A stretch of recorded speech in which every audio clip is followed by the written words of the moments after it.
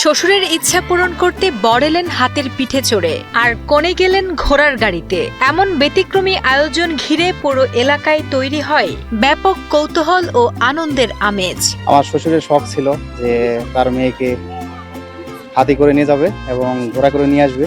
তার শখ পূরণ করার লক্ষ্যেই আমার সম্মতি ছিল এবং এইরকম একটা আনন্দঘন পরিবেশ প্রতিটা পুরুষ মানুষের বিবাহিত জীবনের একটা সৌভাগ্য এবং আরাধ্য। এটা আমি অনেক সম্মানিত এবং এই ফিলিংস আমি বলে বোঝাতে পারবো না। এটা আমার বাবার অনেক স্বপ্ন ছিল যে জামাই হাতের পিঠে উঠবে আর জামাই মেয়ে ঘোড়ার পিঠে চড়ে ঘোড়ায় গাড়ি চড়ে চলে যাবে।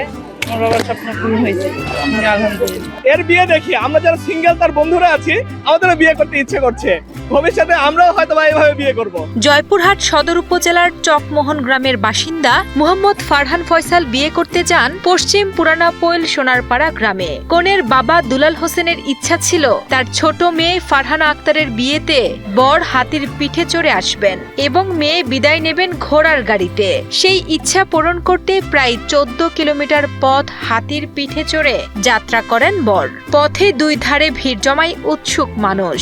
বিকেলে কনের বাড়িতে পৌঁছানোর পর সম্পন্ন হয় বিয়ের আনুষ্ঠানিকতা। হাতির পিঠে বা ঘোড়ার গাড়িতে করে যে বিয়ে করাটা আছে, এই রীতিটা মূলত অনেক বছরকার আগে, এখনকার সময় মূলত এগুলো হয় না। তো এখন আমি আমার খালামুনির বিয়েতে যখন আসছি তখন দেখলাম যে বর এরকম হাতির পিঠে করে আসছে, আবার বিয়ে শেষে কনে আর বর হচ্ছে গিয়ে ঘোড়ার গাড়িতে করে যাবে। তো জিনিসগুলো দেখে খুবই ভালো লাগলো। শ্বশুরের শখ এবং আমারও শখ পূরণার্থে তার শ্বশুর এখানে হাতি পাঠাইছে।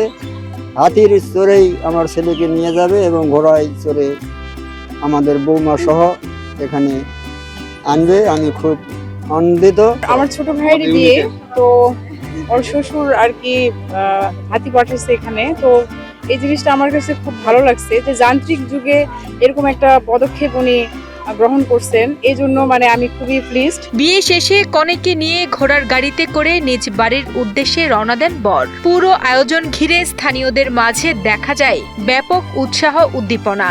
দুই পরিবারের এমন ব্যতিক্রমী আয়োজনকে স্বাগত জানান স্থানীয়রা এবং নবদম্পতির জন্য শুভকামনা জানিয়েছেন সবাই।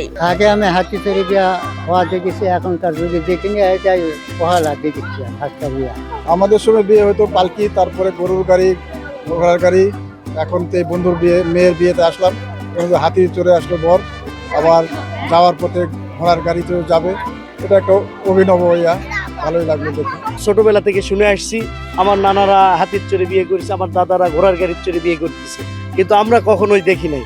কিন্তু আজকে আমরা দেখতেছি এবং আজকে যতগুলো এলাকাবাসী এখানে উপস্থিত হয়েছে সকলেই মানে উৎসব মুখর ভাবে মানে আনন্দের সহিত এটা উপভোগ করতেছে।